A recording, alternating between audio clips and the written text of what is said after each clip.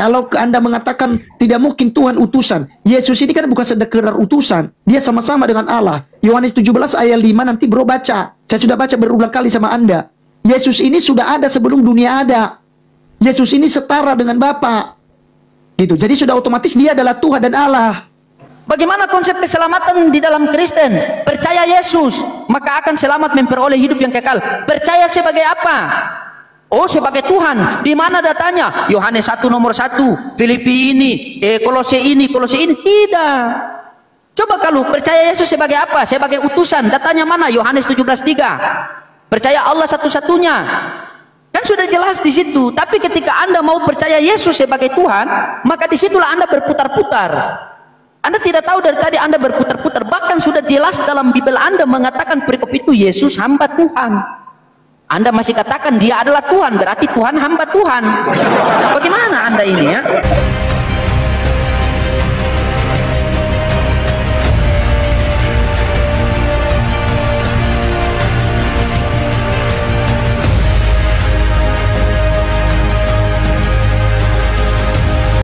Dan katamu itu tepat, sebab memang akulah guru dan Tuhan. Ya, jadi Yesus membenarkan ketika dia dipanggil sebagai Tuhan, bro. Dia bilang, iya, aku guru dan Tuhan.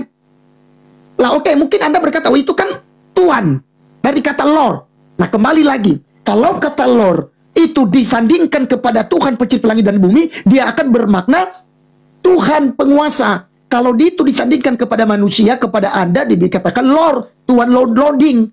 Kalau ke manusia menjadi Tuhan. Kalau kepada Tuhan jadi Tuhan. Sama dengan kata Rob dalam bahasa Arab. Apakah Muhammad itu dipanggil Rob? Yes. Dia disebut sebagai Rob. Apakah kemudian Muhammad itu Tuhan dan Allah? Bukan. Teman-teman, pengakuan dari pendeta ini justru membuktikan bahwa ternyata ayat Bible itu sudah dirubah, teman-teman ya. Semula adalah Tuhan, dirubah menjadi Tuhan.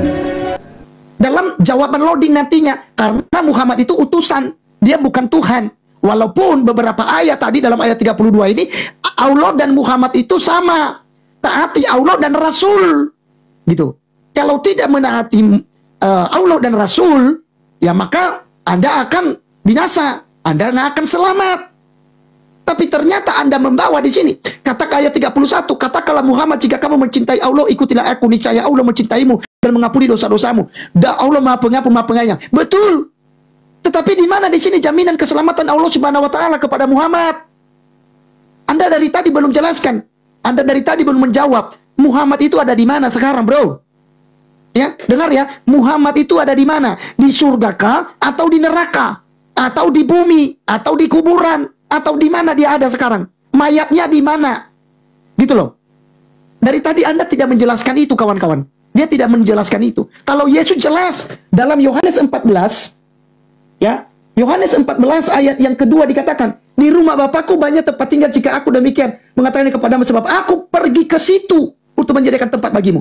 Jadi Bapa itu ada di surga, maka Yesus pergi ke situ katanya. Karena Yesus Kristus ada di surga, dan juga Yesus terangkat ke surga. Ya, dalam Kisah Para Rasul 1 ayat yang ke 11. Ya, jadi nanti silakan itu. Muhammad itu di mana? Keselamatan Muhammad itu seperti apa? Itu. Dan jaminannya kepada umat Islam itu sendiri. Oke, silakan. Kalau Anda mengatakan tidak mungkin Tuhan utusan, Yesus ini kan bukan sekedar utusan, dia sama-sama dengan Allah. Yohanes 17 ayat 5 nanti bro baca. Saya sudah baca berulang kali sama Anda. Yesus ini sudah ada sebelum dunia ada. Yesus ini setara dengan Bapa. Gitu. Jadi sudah otomatis dia adalah Tuhan dan Allah. Klaim para pendeta mengatakan bahwa Yesus adalah Allah. Tetapi realita yang tertulis di dalam Bible mereka ternyata Allah bukan Yesus. Nah, kalau Anda berputar di situ lagi, ya sama saja. Nanti saya juga berputar dengan ayat-ayat Al-Quran yang tadi. Nah, sekarang Anda jawab dulu. Nah, kemudian mungkin kita closing statement atau kita cari waktu lagi nanti, mungkin besok. Ya, besok sore atau besok malam lagi, kita bahas konsep Tuhan. Nanti saya jelaskan di situ tentang Bapa, Putra, Roh Kudus itu. Yang Tuhan yang mana? Seperti pertanyaan Anda. Jadi bukan saya tidak mau jawab itu, karena itu sudah out konteks dari tema kita. Besok kita bahas konteks ketuhanan. Atau kita bahas tentang Tritunggal versus Tauhid. Kan gitu. Ya. Oke ya, jadi saya sampaikan nanti kepada ini ya. Apa namanya itu, silakan jawab dulu tentang pertanyaan saya tadi. Kemudian kalau mau bertanya lagi silakan, setelah itu nanti closing statement. Ya. Silakan jawab dulu, setelah itu putaran berikutnya saya menjawab. Habis itu nanti Anda closing karena saya tadi yang pembukaan. Setelah itu baru juga saya closing. Oke ya, setuju ya? Ya. Oke, silakan. Sekarang Anda punya waktu.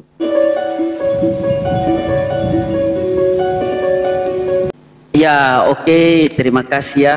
Masya Allah, luar biasa ya. Ini Pak Pendeta. Saya lihat pusing Pak Pendeta ini ya. Iya, tadi kita begini, kita bukan bahas tentang Tritunggal tidak, tetapi kita bahas tentang keselamatan ya.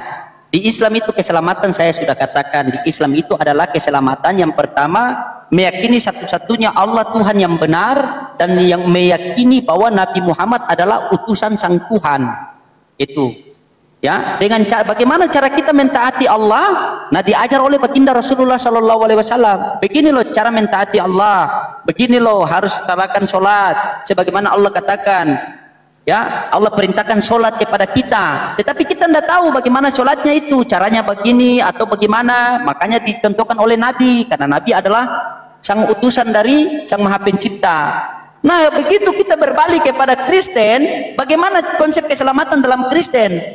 Percaya kepada Yesus. Begitu saya tanya, percaya sebagai apa? Nah, di situ mulai baling-baling bambu berputar. Di situ mulai baling-baling bambu berputar.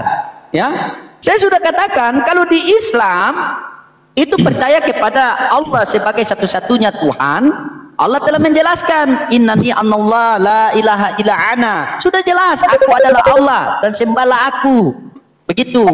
Rasulullah mengatakan juga, aku adalah utusan. Ya, barang siapa mencintai Allah maka ikutilah Muhammad. Begitu. Kenapa Anda mengatakan harus Islam itu punya Tuhan, harus Nabi Muhammad setara dengan? Tidak. Mentaati Nabi Muhammad itu seperti mentaati Allah. Karena Nabi Muhammad ini adalah orang utusannya Allah Subhanahu wa taala, manusia yang dipilih, hataman para nabi yang diutus kepada kita. Wa ma arsalnaka illa rahmatan lil alamin. Tidak kami utus engkau Muhammad selain membawa rahmat untuk alam semesta ini.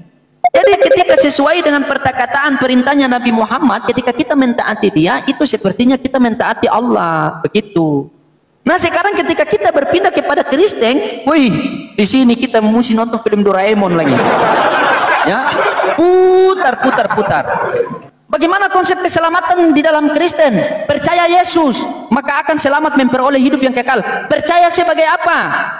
Oh, sebagai Tuhan. Di mana datanya? Yohanes 1 nomor 1, Filipi ini, Kolose ini. Tidak.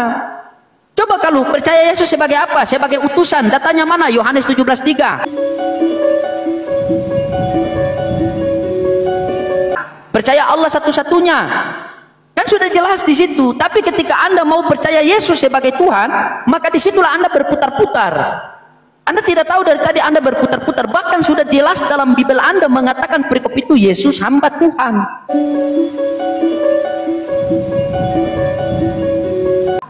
Anda masih katakan dia adalah Tuhan, berarti Tuhan hamba Tuhan. Bagaimana Anda ini ya? Oke, Anda mengatakan Nabi Muhammad SAW sekarang di mana? Inilah jawaban saya. Menurut kepercayaan saya atau orang Islam, setelah wafat Nabi Muhammad SAW tidak lagi berada di dunia, ia tetapi berpindah ke alam barzah, yaitu alam antara dua, alam antara dunia dan akhirat. Di alam barzah beliau dipercaya sedang menunggu hari kiamat dan akan menjadi saksi untuk atas amal perbuatan umatnya di situ. Ya. Nah, sekarang siapa yang saksi melihat Yesus ada di surga? Maka dikatakan ketika selesai berbicara Yesus, maka dia naik ke surga dan duduk di sebelah kanan Bapa. Siapa manusia, siapa yang melihat Yesus sampai ke surga? Jangan sampai waktu dia naik ditiup oleh angin topan, akhirnya bergeser bukan ke surga, ke neraka pula. Coba, siapa manusia, siapa yang punya mata lihat sampai ke dalam surga Yesus duduk di sebelah kanan Bapa? Di sebelah kanan lagi. Ini kan aneh, Pak. Anda tahu dari mana Yesus duduk di sebelah kanan Bapa? Anda tahu dari mana? Oh, dari Markus, Martinus. Mereka itu manusia, masa manusia bisa melihat sampai ke surga? Aneh juga ini. Bagaimana? Coba, Anda tahu dari mana Yesus itu ada di sebelah kanan Bapa? Dan dia duduk pula. Ayat lain mengatakan dia berdiri. Bingung saya di sini. Silakan Pak. Ya, saya langsung jawab dulu ya. Saya langsung jawab terkait tentang di mana itu ya. Siapa saksi bahwa Yesus itu ada ke surga gitu ya. Baik. Kita ketahui teman-teman sekalian bahwa Allah Bapa yang kita kenal itu adanya di surga. Ya. Makanya dikasih perikopnya rumah Bapa. Bapa itu pasti di surga, tidak mungkin di neraka. Allah kita itu pencipta langit dan bumi pasti ada di surga. Dan Yesus bilang begini, kalau Bapa itu ada di surga, dan Yesus bilang begini. Ya, sebab aku pergi ke situ untuk menyediakan tempat bagimu. Yesus menyediakan tempat. Ya, bagi orang-orang yang percaya, bro. Di rumah Bapakku banyak tempat tinggal, jika tidak demikian tentu aku mengatakannya kepadamu, sebab aku pergi ke situ untuk menyediakan tempat bagimu. Jadi, kalau Anda bicara masalah saksi, emang siapa saksi ketika Rasulullah Isra Mi'raj? Ya, pergi ke langit ketujuh katanya. Dan itu saya bisa bantah, ternyata ada dari agama Zoroaster ya. Itu cerita tentang Isra Mi'raj itu sudah ada lebih dulu, jauh sebelum itu, dari sebelum Masehi. Sebelum Masehi itu sudah ada cerita itu, bro. Ya, tentang Isra Mi'raj. Siapa saksinya? Nabimu juga itu masuk surga, bertemu dengan Allah di langit ketujuh. Itu nggak ada saksi. Kalau bicara masalah saksi, kalau Anda menanyakan lagi kembali tentang apa? Tentang duduk di sebelah kanan, itu bukan secara letter-let. Duduk di sebelah kanan dimaksudkan di situ karena Yesus ini adalah gambaran Allah yang diutus ke dunia, gambaran Allah yang penuh dengan kekuasaan. Tangan kanan itu berbicara tentang kekuasaan, bro. Dan Yesus itu sudah diberikan kekuasaan termasuk untuk menghakimi. Yohanes pasal 5 ayat 22 ya, dikatakan begini. Bapa tidak menghakimi siapapun, melainkan telah menyerahkan penghakiman itu seluruhnya kepada anak. Artinya bahwa Yesus berkuasa, itu disebut dengan duduk di sebelah kanan itu.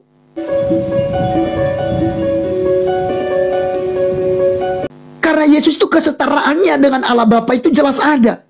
Tapi Allah Bapa itu nggak bisa dilihat, bro. Tuhan kami itu nggak bisa dilihat. 2 Timotius yang Bapa tidak bisa dilihat. Ya, 2 Timotius 2 ayat yang ke-16. Sorry. Ya.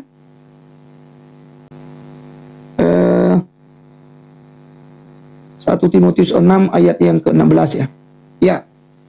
1 Timotius 6 ayat yang ke-16. Dialah satu-satunya yang tidak takluk kepada maut, bersemayam dalam terang yang tak terhampiri. Seorang pun tak pernah melihat dia, dan memang manusia tidak dapat melihat dia. Baginya lah hormat dan kuasa yang kekal, amin. Tapi jangan lupa, Allah Bapa tidak bisa dilihat, tetapi anak tunggalnya, ya. 1 Timotius, ya. Sementara, bukan. Kolose 1 ayat yang 15. Ya, Yesus ini gambaran Allah. Ia adalah gambar Allah yang tidak kelihatan itu. Dan itu sudah masih sinkron. Ini memang surat Paulus, tapi sinkron dengan ucapan Yesus dalam yang adalah sang firman Yohanes 1 ayat 18. Nih, saya pakai data semua, bro. Saya tidak mudah congor dengan Anda. Tidak seorang pun yang pernah melihat Allah. Tetapi anak tunggal Allah yang ada di pangkuan Bapa, dialah yang menyatakannya. Perhatikan. Dialah yang menyatakannya. Barang siapa yang melihat Yesus, dia sudah melihat Bapa yang tak kelihatan itu. Karena Yesus dan Bapa adalah satu, itu maksudnya. Yesus tidak bisa dilihat, Allah Bapa tidak bisa dilihat, betul.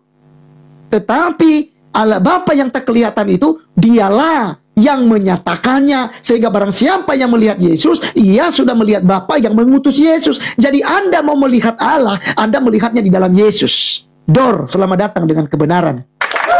Ya. Percaya pada Yesus, nanti saya datang ke itu, ke sana lagi, ke Ternate, baru saya baptis kau lagi. Saya tenggelamkan kau dalam drum. Saya celup kau barang 3 kali dalam drum lagi, saya baptis dalam nama Bapa, Putra, Roh Kudus lagi. Kau bagaimana? Kau jangan menipu-menipu di sini. Nah, sekarang saya kasih jaminan. Ibnu Majah 2850 dikatakan begini apa? Barang siapa yang mentaatiku, berarti ia taat kepada Allah.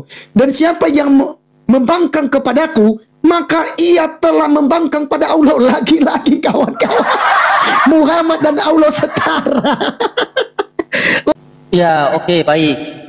Ini bagaimana ini Pak Pendeta ini dari tadi Saya memang tambah pusing. Ini janganlah pakai ilmu tipologi lah. Kita di sini. Ini begini.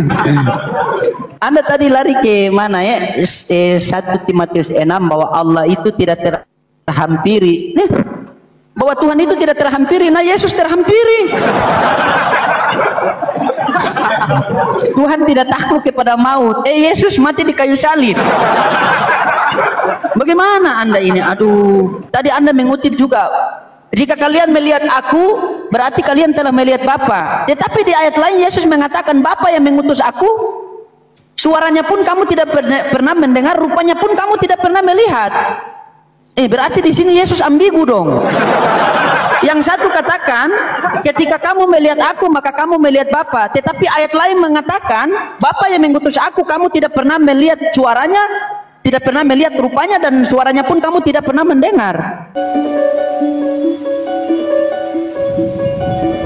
Wah, ini berbahaya ini. Ini mesti pakai tipologi lagi ini. Bahaya kalau begini nih. Ini bahaya.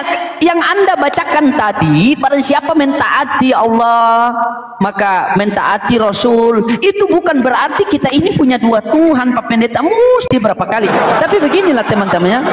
Orang kalau punya Tuhan yang 3 dalam 1, memang pemahaman mereka Tuhan itu harus mesti 2, 3, 1. 1, 2, 3. Ya, sudah jelas saya sampaikan, saya kasih ulang-ulang, itu saja dia katakan itu. Sudah saya katakan bahwa Nabi Muhammad adalah utusan, ya, utusan. Kami bisa baca utusan, kami baca utusan, bukan utusan kami baca Tuhan, bukan.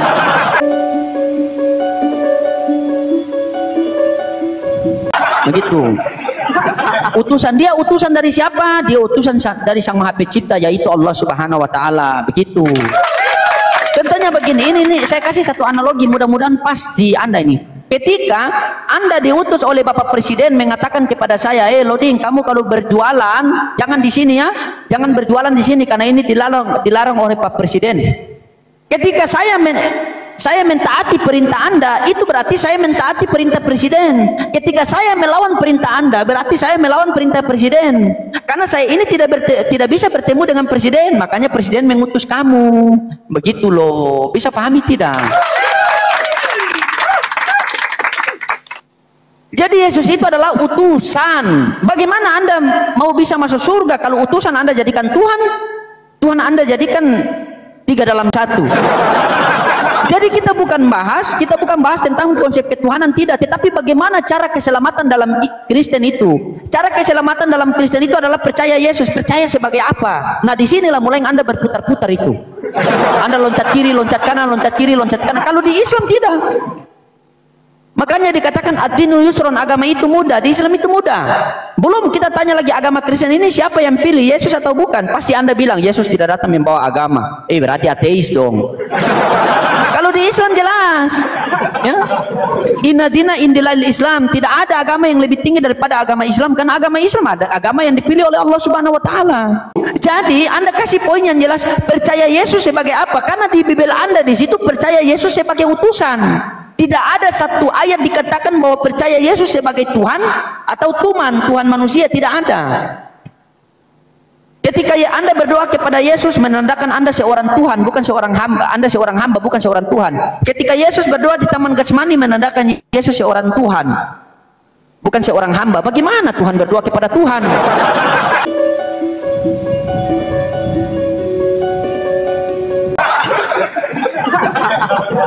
Anda mau framing bagaimanapun, Islam tetap mengatakan Nabi Muhammad adalah utusan. Bagaimana kami mentaati Allah harus mengikuti cara Nabi. Begitu, makanya Nabi katakan man ahya sunnati faqad ahabani wa man ahabani kanna ma iya fi jannah. Begitu. Ya. Nah, Yesus ini pengen ditaati, pengen dipercaya sebagai apa? Coba poin yang singkat. Pak. Langsung pak, kena begitu. Langsung pak. Nah, begitu. Percaya sebagai apa nih? Langsung sasaran tembaknya. Begitu.